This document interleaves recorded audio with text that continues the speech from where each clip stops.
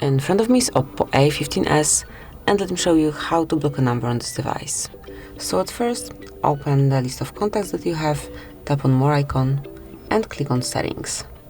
Here you will notice blocked numbers, and in this area you can block all unknown colors just by using this first switcher, or you can add some phone number manually. So just tap on Add a phone number and then provide it here, tap on Block, and that's it. As you can see, it is blocked. To release this blockade, just tap on cross icon and tap on Unblock.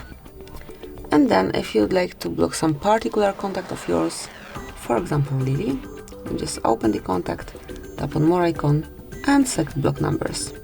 Click on Block, and from now on, as you can see, the icon is located right here. Lily will not be able to reach you. So this is it, that will be all. Thank you for watching. Please subscribe our channel and leave the thumbs up.